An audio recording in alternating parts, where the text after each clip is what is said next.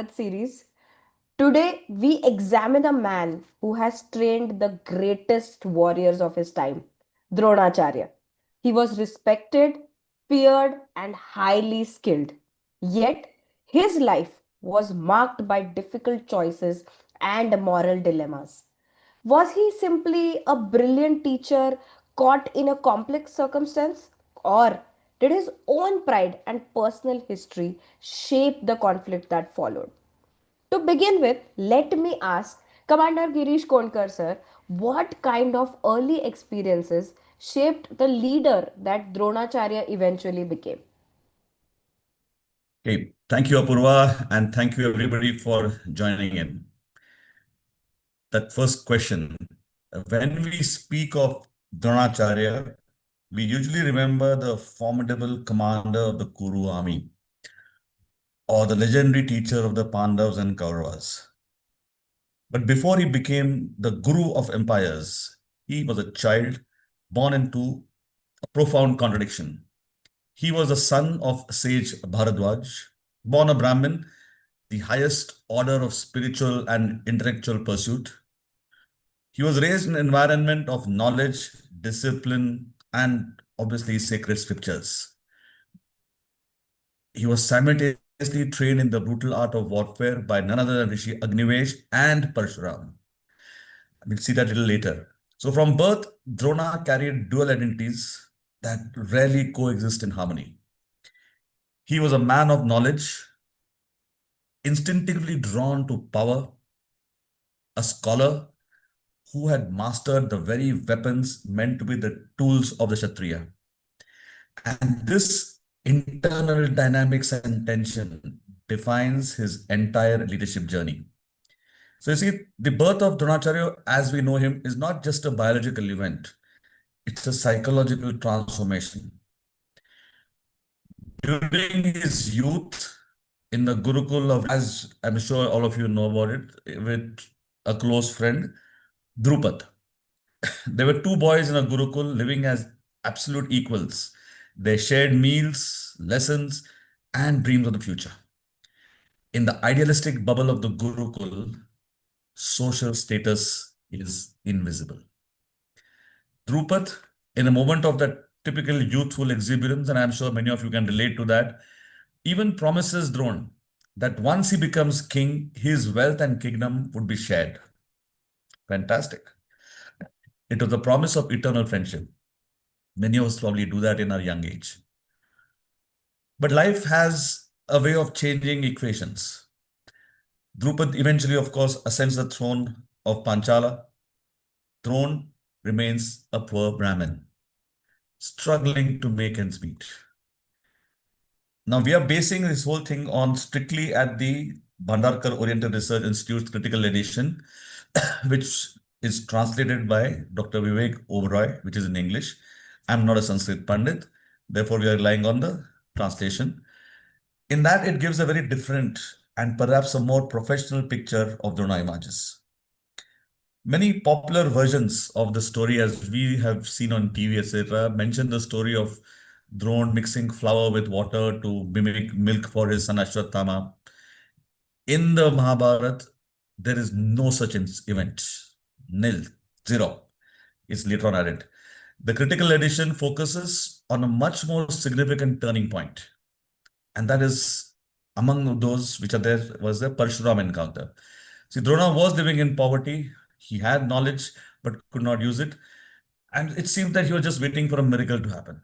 And then he heard of the great sage Parshuram. Rishi Parshuram was giving away all his wealth to the Brahmins. Drona traveled to find him, hoping for financial stability, but he arrived a bit too late.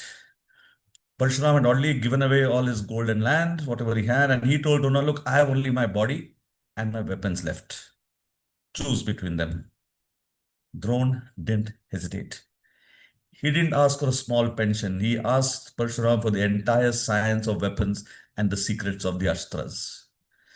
So Drona didn't just have one teacher. He had a foundational mentor in Agnivesh and a strategic specialist in Parshuram. In modern leadership, we need both. You need a mentor who builds your character and a specialist coach who sort of sharpens your astras, your specific leadership skills. My question to you is, who is Parshuram in your life, helping you acquire the skills for the next level? Think about the psychological shift here. Drona is the most technically capable man on the planet. He has the intellectual property that every kingdom in Bharatvarsh needs. Yet, he still has no roof over his head. This, in modern day context, we can call it as a high capability but low resource trap. In the modern corporate world, we see this with many technocrat leaders. You might be the most brilliant of the software specialists, the most skilled engineer. You have the astras, but brilliance without a platform is just potential.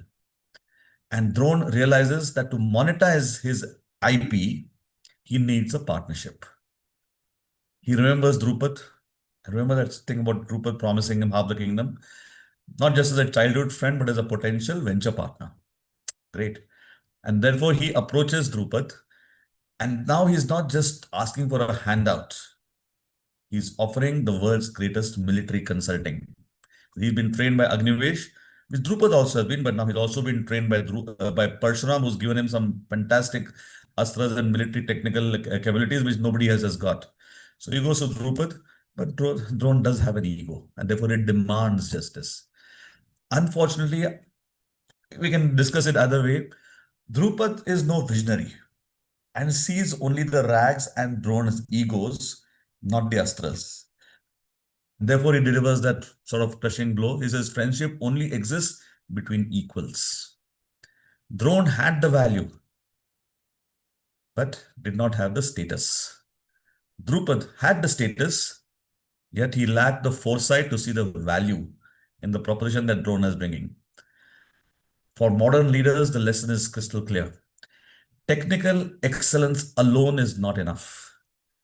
You need to bridge the gap between your competence and your institutional status also. Otherwise you'll be treated as a vendor rather than a partner. Drone's journey from that moment on is a quest to ensure that status matches his skill. And he decides, if the world will not give me the status because of my knowledge, I will get the power required and then I'll take it. I want all those who are watching this understand very clearly. Drone was not born vengeful or bitter. Yes, he had ego. He was shaped by the fires of humiliation and the trauma of his insufficiency. So amazing lesson emerges from this that the wounded leader, an unhealed humiliation silently drives ambition. Drona's humiliation by Drupad drove his ambition throughout the entire journey. In the modern world, we see this constantly. Look at the leaders who rise from modest backgrounds. I personally know some of them often carry what I call as a chip on the shoulder, and they carry that into the boardrooms. Sometimes that chip is a superpower. It fuels a relentless drive for excellence and a never say die attitude. Great. Yet, if left unexamined, it also fuels ego driven decisions. There are so many examples. One is, you can consider the corporate crisis in Satyam Computer Services. It happened in, I think, 2006 or before that. The founder built a global empire from nothing. He was a visionary, but somewhere along the way, the pressure to sustain a specific image, the need to never look small, again, overtook ethical grounding. And when your identity becomes tied to some external validation or the need to prove the others wrong, your judgment weakens. Drone's origin teaches us that brilliance and skill are not enough to sustain a legacy. If your ambition is rooted in wounded pride or the need to silence a ghost from your past, it will eventually distort your choices. So my request to you is reflect on yourself. What do you want, or why do you want power? Is it to serve the organization or to prove your worth to someone who isn't even in the room anymore? Why do you chase scale? Is it to create impact on the society or to silence a sense of past insufficiency. Leadership maturity begins the moment you become aware of these emotional drivers. You must decide, you will rise healed or will you rise hardened? In Vivek Devroy's book, Drona's turning point isn't just his poverty, it's a strategic acquisition. Arriving late to Parshuram's wealth distribution, Drone found gold and land gone. He didn't walk away empty-handed. He pivoted, trading his liquid assets for the entire science of the astras, which nobody else has got. He left the world's most, with the world's most elite intellectual property, but zero infrastructure to support it. And today we are in the knowledge economy or the AI economy in its purest form. I'm just having the AI summit in Delhi also. It mirrors the rise of many IT giants from the Silicon Valley and in India, like Drone. Many of the Indian ones that we know of lacked traditional industrial capital, but possess world-class technical astras. And they realized that in a changing world, competence is the only true currency. However, Drone's struggle highlights a value perception gap. He was a master technocrat, treated as a beggar because he lacked status. Modern leaders face this same challenge. Having the IP is useless if you cannot bridge the gap between your competence and your institutional platform. Today's startup dilemma is the same thing. They have the IP but are searching for an angel investor or a VC. And that is a relationship between the investor and the founder. Are you equals or are you just a vendor? I think this is, I love the metaphoric comparison between what has happened in the past with where we are today. Especially, where you spoke about Satyam and you spoke about even the AI summit that is happening today. These are real leadership, dilemmas that today leaders are facing. So, how important is visible performance compared to personal networks in a leader's rise? His brother-in-law Kripacharya was already an entrenched elder in Hastinapur. Did Dronacharya enter Hastinapur through lobbying? What do you think? Okay. The short, quick answer, no. Dronacharya did not enter the prestigious court of Hastinapur through any lobbying or back channel negotiations or a nepotism hire strategy. His wife is Kripi, who's the sister of Kripacharya. That's how the whole interlinking is between. So he was known somewhere in the higher circle, but he did not use that. He entered the inner circles through sheer undeniable capability and visibility. In the modern leadership discourse, we often debate whether success is about who you know or what you know. Drona's entry into the Kuru dynasty proves that while you know might get you a seat in the lobby and on the table, but it's only what you can do with that knowledge gets you the corner office. In the Adi Parva of the BORI Critical Edition, this gives us what I consider as the ultimate elevator pitch in history. So this wasn't a conversation behind closed doors. It was a real high impact, real time solution performed in a public space. And all of you might know the story of the young Kuru princes and the Pandavas had lost their ball and Yudhishthir's ring in a deep narrow well. And as they stood around helpless, Drone appeared, and he didn't offer them some resume or cite his lineage, etc. He said he performed a live demo that combined technical mastery with process innovation. And using the Ishika, which is reed like grass, Drone chanted mantras to weaponize the blades. That's what they could do at those times. He pierced the ball and got the ball out, etc. And then we all know this story. So this is a powerful metaphor for leadership. Using common resources in uncommon ways, being innovative, being looking at different out of box thinking and ways to come up and solve complex problem. The critical edition makes a vital distinction here. Drone didn't ask for a fee. He told the boys, go and tell Bhishma, because he knew Bhishma is the decision maker. So he said, I must go to the decision maker directly. So he says, go and tell the Bhishma that the Brahmin has done this. And he understood the corporate hierarchy pretty well. He knew that to secure a contract in Hastinapur, he had to get noticed. He had to solve a problem for the end users, the princes, and get recognition from the decision maker, that is Bhishma. And this is where the critical edition also makes that vital distinction. Yeah, yes, Drona is married to Kripi, and yes, Kripacharya, his brother-in-law, was already an entrenched leader in the court. He had the network, but Drone didn't walk in through the back door of family ties.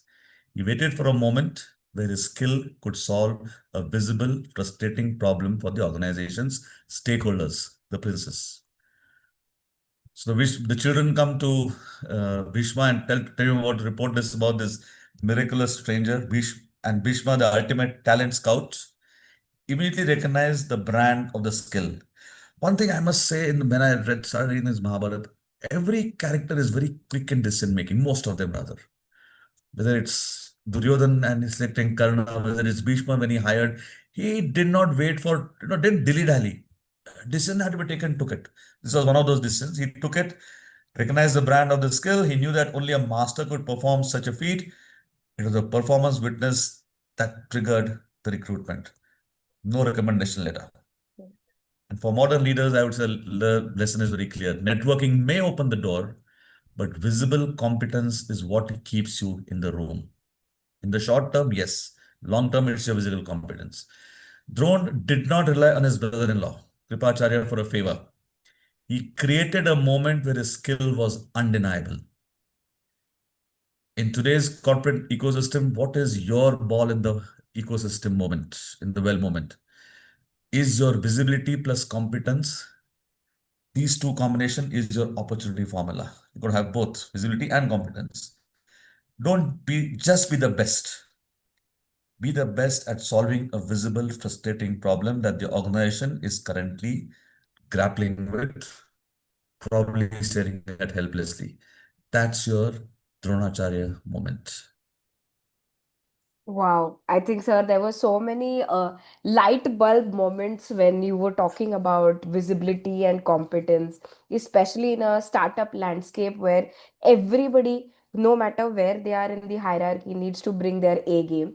So you mentioned earlier, I think we just brushed past it. There was an incident between Dronacharya and Drupada. What happened, and how is it really relevant to our time today? Interesting. Very good. Yeah, thank you for bringing back to the Drupad incidents. See, the public rejection by Drupad creates a psychological debt that the ego demands be paid with interest.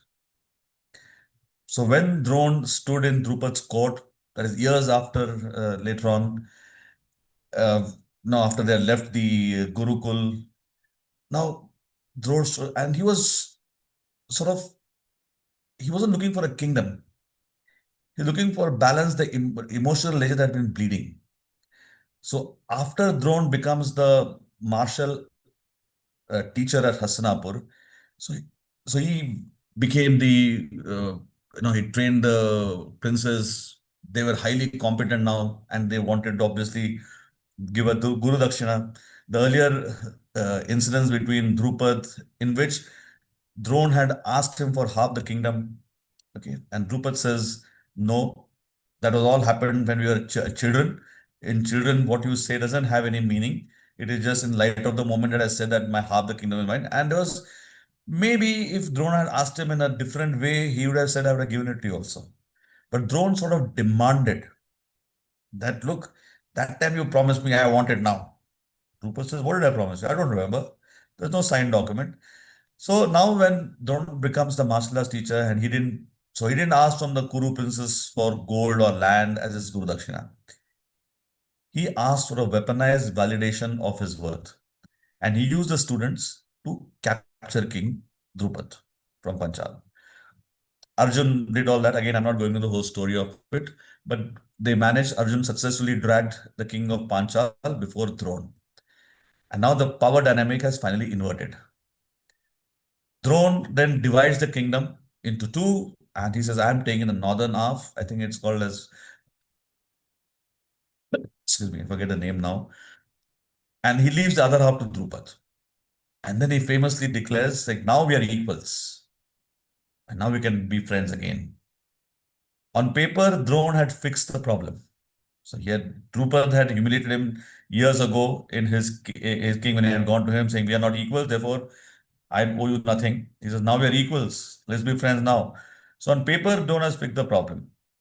He addressed the structural issues that Drupad had raised years ago, that a king cannot be friends with a beggar by becoming a king himself. So Drone theoretically met all the criteria of friendships that Drupad had given him. But here is a fundamental leadership blind spot. Formally, equality was restored between the two, but emotionally, the humiliation was not erased. Now it was Drupad's turn to get humiliated. So you cannot correct a structural problem with a pen or a sword. You cannot automatically correct sentiment, emotions. And in the BORI edition, the critical edition, the text doesn't describe a happy reunion. Say, okay, now we're equals, good, good, good. It describes a transactional piece. Drone believed the matter was settled because the math worked out. 50-50 split. You got half the kingdom, I've taken half the kingdom from you, we are equals. But he failed to see that he had traded an old wound for a new wound, an even deeper resentment in Drupad. And this is where again the ego starts to play in. Drone was definitely had a great ego. That ego kept coming in the middle. In modern organizations, we see this exact pattern play out in boardrooms. A board decision or a legal settlement may settle the authority, but if the leader feels publicly diminished or blindsided, the memory remains as a toxic byproduct. One example I can give you is the leadership conflict with the Tata Group, involving, I think, in 2016 between Ratan Tata and Cyrus Mistry. It wasn't a disagreement over business metrics. It became a battle over authority, identity, and the right way to lead. The differences became public and legal because the structural resolution, the removal from the board, did not address the emotional and relational rupture. Similarly, the division with Reliance Industries between the Ambani brothers illustrates that even a massive structural split, dividing a global empire into two distinct halves, doesn't necessarily restore peace. And we all have seen that happen in the last so many years. These cases teach us that when status changes, relationships must be redefined formally and empathetically. If you solve a dispute only structurally but not relationally, you may win the moment and lose the future. Formal equality is merely an administrative. Emotional dignity is strategic. As the leader, ask yourself, when you settle a conflict, are you just balancing the books or are you actually healing the bridge? Actual healing of the bridge is far more complex than a structural healing just to balance the books. If you ignore the sentiment, the emotional rift between the two parties, you are simply pausing a war that will eventually, inevitably resume and create havoc. As a leadership coach, I've personally witnessed that many of the conflicts we see between Drone and Drupad, unmanaged expectations, shifting power dynamics, and the culture of comparison are exactly what I see out in modern corporate teams. We often mistake technical skill for team synergy.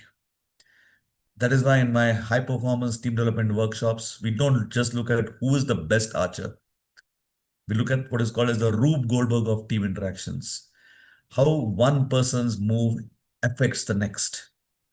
If your team is struggling with silos or unvoiced resentments like the Kuru Princess, it's time to move from being a group of experts to a high performance unit that actually trusts its alignment. The lessons of Mahabharata are only as powerful as the changes they inspire in our lives today. If you are ready to transform your senior leadership team to form a group of super individuals into a high performance team that does not quit, or if you're ready to undergo a personal leadership catalyst journey, DM me, transform right now. We'll share my contact details in the description. Sir, I'm sure we already have, a lot of positive response coming from our viewers, and I'm sure we'll get to know more of them as they DM us about their transformation. I want to let our viewers know that we do these lives every Thursday at 8 p.m. So please like, share, subscribe so that you can always be a part of these conversations, and share this video with someone who you feel is going through that Dronacharya phase probably in their leadership journey. Uh, so, coming back to our core topic, how should leaders manage succession and talent grooming without disturbing organizational balance? Yeah, so again, let's draw from the Dronacharya's incidences life. Once appointed by Bhishma as the royal preceptor, teacher, Drona's responsibility shifted from a personal struggle for survival to a high stakes mandate. He was now the architect of the military future of the Kuru Empire, and it was a big responsibility. However, in any large organization, a position of such immense influence over talent development inevitably grants the leader a secondary, often silent power, the ability to tilt the future political balance of the institution. In practice, as again in the Adi Parva it is given, Drone's mentorship was not an even spread. One pupil, Arjun, received a level of specialized attention that surpassed all others. And while the text is very clear that Arjun definitely had extraordinary discipline, sleepless practice, and a singular focus, and therefore probably justified this heavy investment, leadership is never just about the ROI of a single high performer. Leadership is fundamentally about the optics of equity. That is where Drone failed.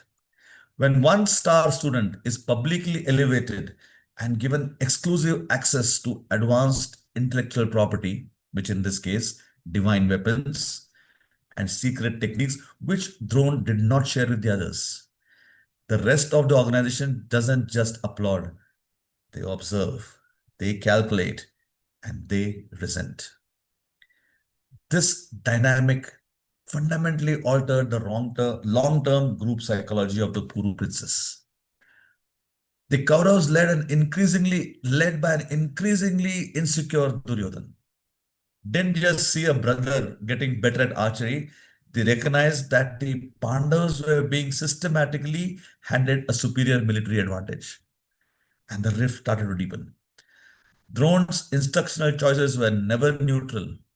Technical decisions, they were indirect political interventions.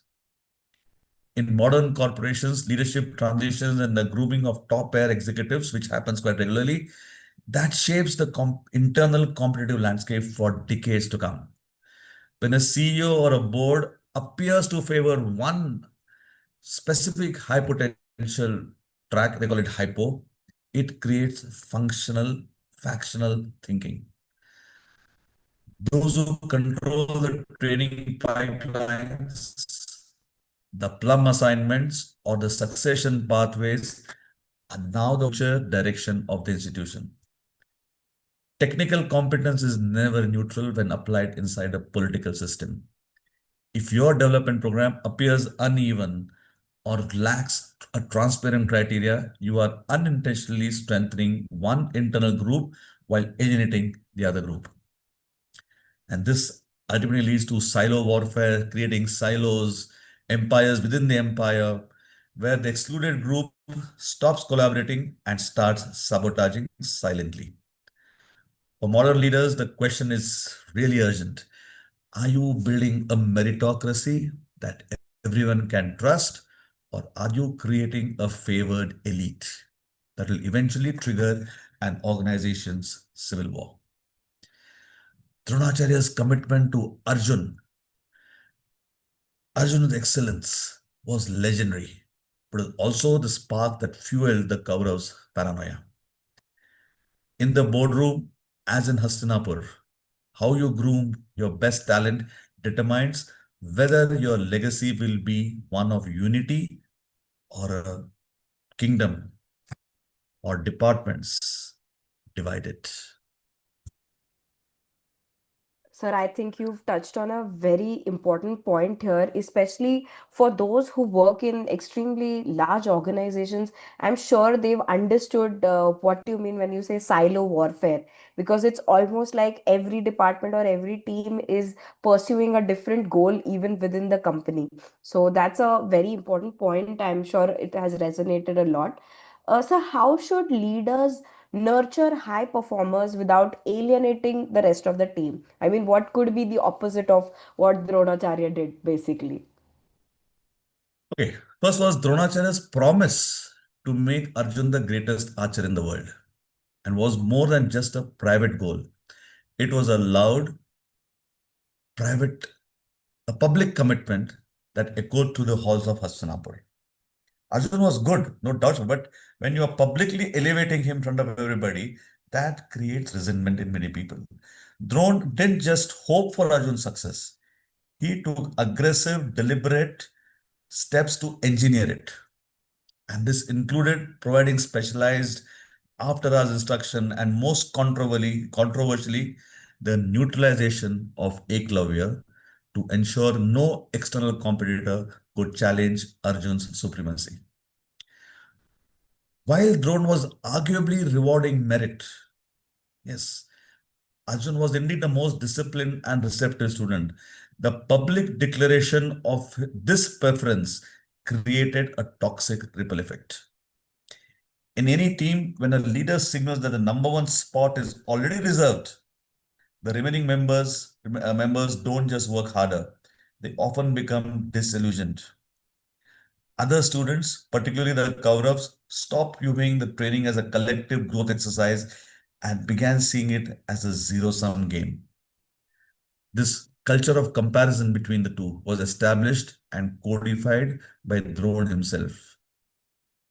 The entry of Karna into the arena later was simply the explosion of what that followed years of simmering resentment. When Karna's bitterness that had many roots, the environment Drone created, one where the best was an exclusive title rather than a transparent standard, made a clash inevitable. In my 21 years of as a leadership coach for major Indian corporations, I've seen, and even MNCs, I've seen this exact Drone dynamic many a times play out. Some organizations, not all, some are fantastic, but some organizations do have massive structured performance system designed to identify high potential employees very early. Fantastic. They're doing great. This is operationally efficient for succession planning. But at the same time, it's a psychological minefield. If the communication surrounding these elite tracks isn't handled with extreme care, it creates a class system within the workforce. When development programs are transparent and everyone knows exactly what metrics they need to hit to reach the next level, they strengthen trust. But whenever they see this as perceived as favoritism, where one Arjun is publicly being groomed while others are left in the shadows, it shatters morale. Rewarding merit is a fundamental pillar of leadership, but signaling exclusivity without absolute structural clarity creates a permanent rift. Modern leaders must ask this question to yourself. Are you nurturing a star at the expense of the constellation? If your Arjun reaches the top but finds him surrounded by Karnas who feel cheated, your leadership hasn't created excellence. It has created an impending civil war. In today's corporate battlefield, the cost of exclusive mentorship is often the death of team cohesion. Be careful. Extremely powerful lessons here, and I hope our viewers are enjoying them as well. Sir, what really happens to organizational trust when access to opportunity itself is controlled by a few? This brings us to the profound and polarizing episode of Eklavya, which I mentioned just now earlier. Now, when this young seeker approached Drone, he was met with a flat refusal. On the surface, Drone was simply adhering to the institutional and social boundaries of that era. Fair enough. but his deeper motivation was a rigid commitment to his royal patrons. However, talent is not easily suppressed. Eklavya, as we all know, returned to the forest, built a clay image of the guru, and through sheer obsessive self-study that rivaled and perhaps surpassed the Kuru princess, attained greatness. And when Drona discovered this, he faced a brutal choice. To protect his public promise that Arjuna would be the greatest character, or have a clash, he demanded Eklavya's right thumb as the Guru Dakshina. To his credit, Eklavya complied instantly, and in that one act, a brilliant career was surgically terminated to safeguard a preferred protege. Drones Drone preserved his commitment, but the ethical cost was devastating. This wasn't a defense of a merit-based hierarchy. It was a cold exercise in what can term as a gatekeeping. In contemporary organizations, we see this Eklavya effect also. Whenever access to mentorship, high stakes funding, or strategic visibility is tightly controlled by a small circle of kingmakers. The Eklavya episode highlights three critical leadership risks that still haunt modern boardrooms. Restricting opportunity to preserve prior commitments. When you block a wildcard talent because you're already promised a promotion to someone favorite. Equating loyalty with entitlement, second one. Thinking that because someone is your person, that you are in inverted commas, they deserve protection from external competition. Third one is confusing authority with fairness. Believing that because you can enforce a rule, it makes the outcome just. If leaders block emerging talent to protect established hierarchies, they may maintain the control, but they lose long-term credibility. The boardroom, much like the Gurukul, depend entirely on perceived fairness. Modern organization leaders must be fair in their dealings. Once the outsiders believe the game is rigged, the institutional's moral foundation begins to crumble. If you've seen the drone dynamic where talent is high but trust is low, playing out in your boardroom or in your organization or your company or your teams, don't wait for a Kurukshetra level crisis to fix it. Like I said earlier, DM me transform right now, sharing my contact details in the description. Sir, we can also ask them to email us at team@coachgirishkonkar.com. We'll definitely be on the lookout for all of these messages there as well. Uh, so, one of the most important questions that comes up from this discussion about Dronacharya is what happens when a leader uses institutional power to address a personal grievance? There are lots of personal grievances in the Mahabharata. Drone's demand for Guru Dakshina, right from the forced defeat and capture of King Drupad, was technically a masterstroke for personal retribution.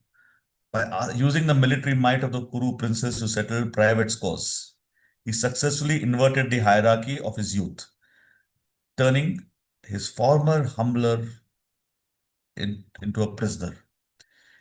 In that moment of triumph, Drone's pride was fully satisfied.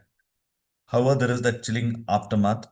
Drupad correct, did not accept this correction of status. Instead, as we all know, he performed a massive yajna to obtain a son, Tishtadumna, specifically destined to kill Drone.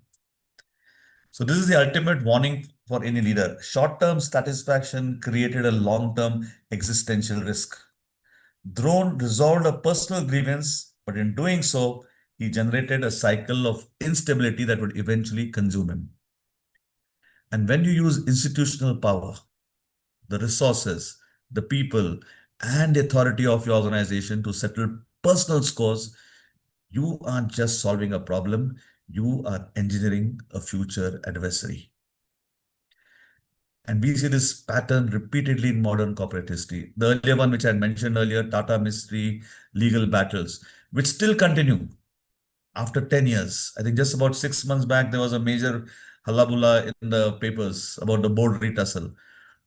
Or there are many public fallouts in various Indian family-run conglomerates. Immediate authority, yes, must be asserted, and a victory may be declared in the boardroom or the court. But the after effects shape the psychological landscape of the next generation. These conflicts often move from being about business strategy to being about personal vindication. And that is when they become most dangerous. As a leader, you must ask yourself a very difficult question during every conflict.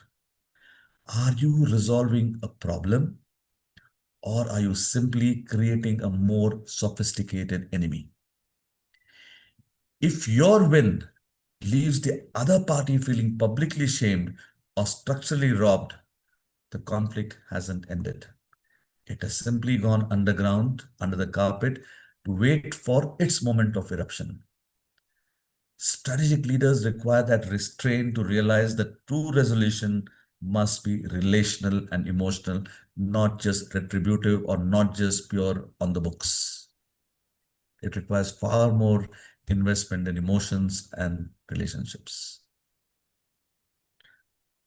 I think this is definitely something that leaders should ponder on. They should think about because they say, man's true test is when they have power in their hands. You see that true character. Uh, so there are True. many organizations which fail not because they've taken some wrong action, but because they were silent and there was an inaction in that silence.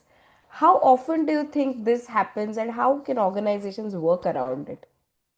Okay, we'll again use the drone incidents over here. And then the Sabha Parva is the one where the Draupadi's public humiliation happens. We witnessed that most harrowing moment of the Kuru dynasty, the dice game that is played and where Draupadi is publicly humiliated. Dronacharya he's the martial guru. Okay, he's who commands immense moral and professional authority, and he's present in the assembly. He wasn't just a bystander, he was a teacher who had shaped the hands and minds of practically every person in that room. He is the one who was given the job not just teaching archery and various weapons, he was also responsible for teaching them the moral standards. He somehow slipped up on that. So when the foundation of Dharma was being shredded in the Sabha Parva during that incidence of Draupadi, Drona had the power as the teacher, as the Acharya, to give a decisive intervention. In fact, all of them practically had it. Drone also had it. He kept silent.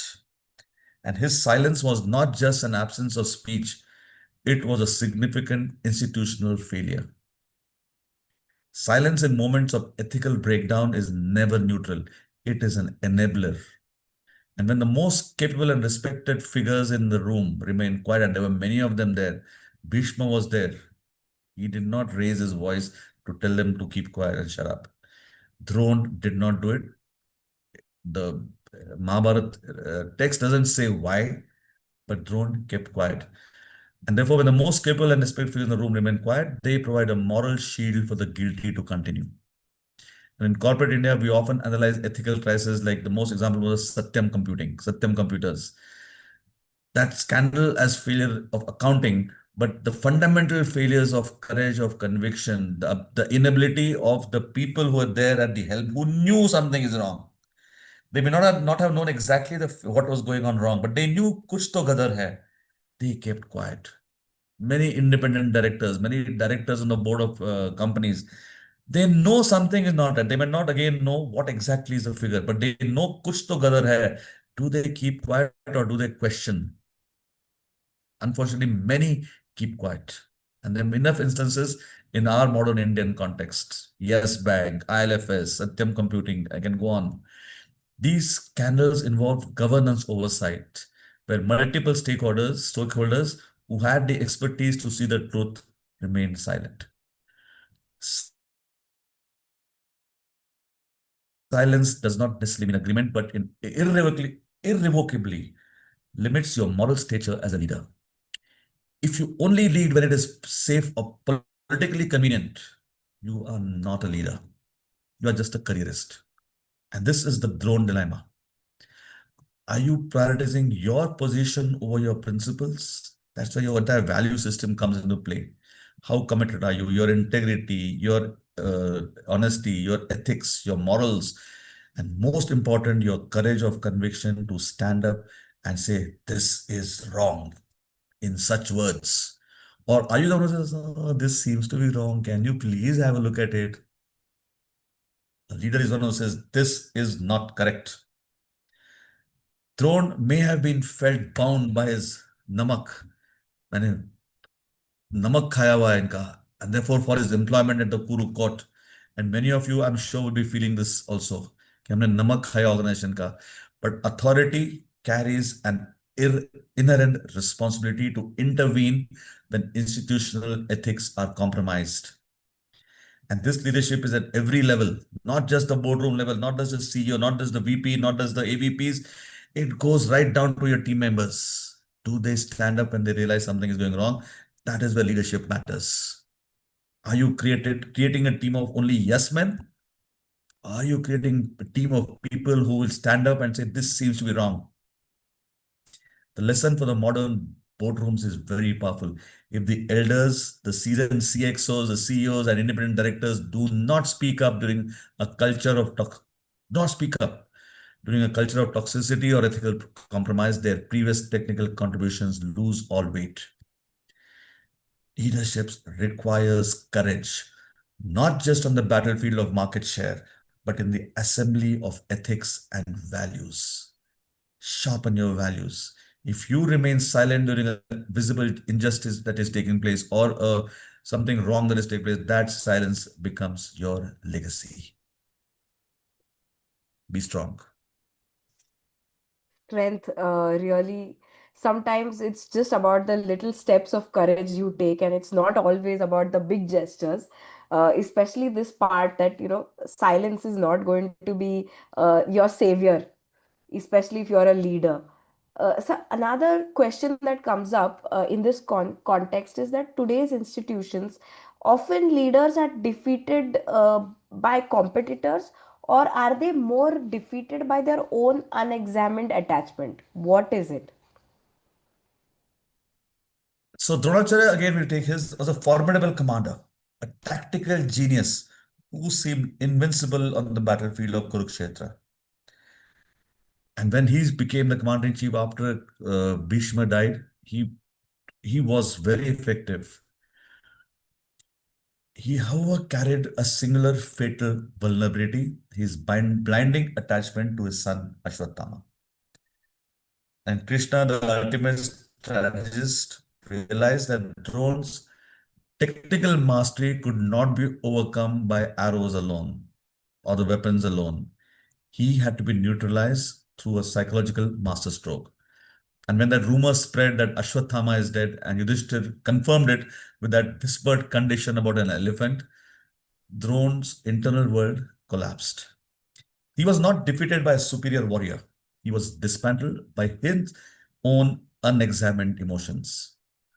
Even the most brilliant leaders possess such Achilles heels, personal blind spots that competitors can exploit. In corporate world, we see high-performing executives fail or fall not because of market shifts, but because of an obsessive need to protect a family legacy, a rigid grip on control, or an addiction to their own public image, or just the organization's public image. What is your Ashwatthama? Is it your relentless need for validation? Your fear of losing status? Strategic opponents rarely attack your strengths.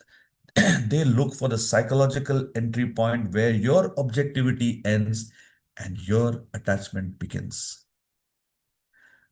Drone's death proves that competence alone is not resilience. To truly lead, one must learn to separate their institutional role from their personal attachments. Without that clarity, even the greatest master can be neutralized in a single moment of emotional crisis. Even in the Abhimanyu and the Chakravyuh episode, unfortunately, we will run short of discussing that. Also, is we make a full separate episode on the Chakravyuh episode. That there's so many things that comes from that. As Commander-in-Chief, Dronacharya's handling of the Abhimanyu episode is a warning for every modern CEO. He achieved his objective, but at what cost? He used his seniority to exploit a junior's learning gap.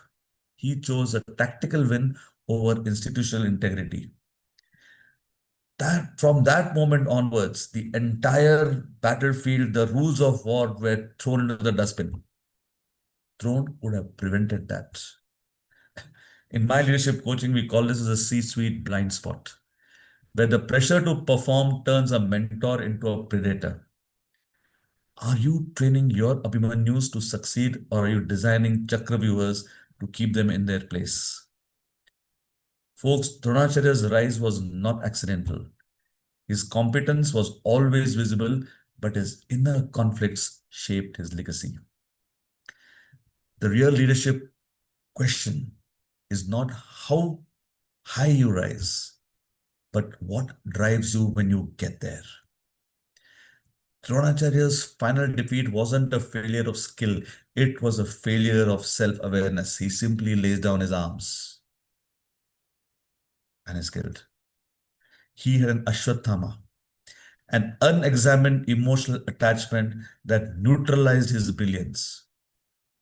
And in my leadership coaching interventions, we identify your personal Ashwathamas, those hidden triggers, ego traps, or past wounds that cloud your strategic judgment. Because the higher you rise, the more your internal state dictates your external success. If you're able to move from being a leader who is hardened and objective, that is where your coaching journey begins. As we close our examination of Dronacharya, we see a man who was the ultimate technocrat leader. He did not wait for life to happen to him. When he realized he was late to Parshuram's wealth distribution, he didn't walk away empty-handed. He pivoted. He traded a desire for liquid assets, that is gold, for long-term intellectual capital, the astras.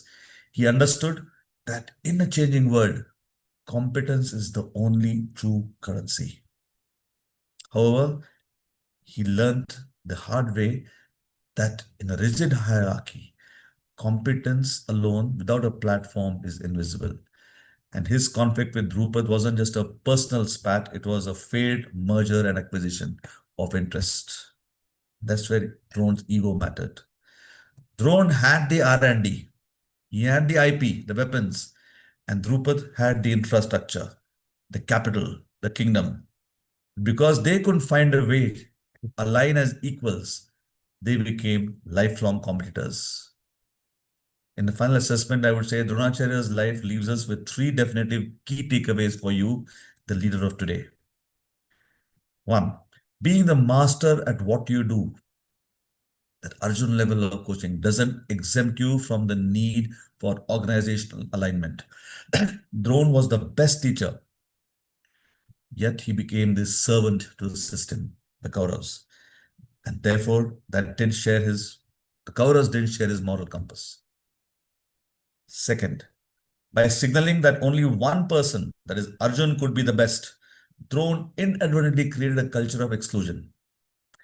In your organization, in your company, if you're an MSME, if you're the founder, are you building a team of equals, or are you creating a Drone Drupad rivalry that will eventually tear the structure apart? Third one is that ultimately Drone's astras could not save him. His attachment to his son, his personal legacy, was the one variable he could not control. The Mahabharata doesn't give us a villain. It gives us a case study, a strategic compromise.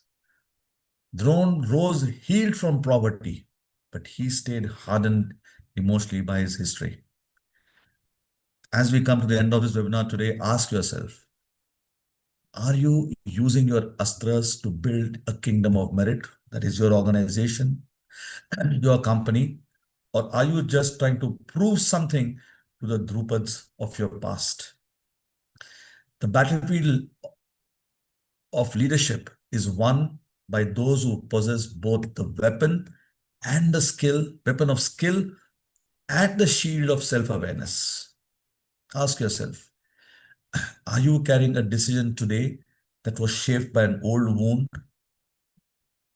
Also, if you haven't watched the earlier episodes of Mahabharata lessons yet, I strongly recommend you do, because each one builds a foundation for what we are about to uncover next. Because next week, we examine a strategist who never commanded an army, had no formal powers, yet altered the destiny of the kingdoms from the shadows. If you think wars are won or lost only on the battlefields, wait till you see how they're engineered across a gaming board. See you next week. Sir, I'm very, very intrigued about next week's episode. I cannot wait for us to go on that journey together. For our viewers, please like, share, and subscribe to our channel. Give us, a lot of your comments in the live chats as well. We can take them up as we speak. And we'll see you next Thursday at 8 p.m. with another exciting episode. Thank you.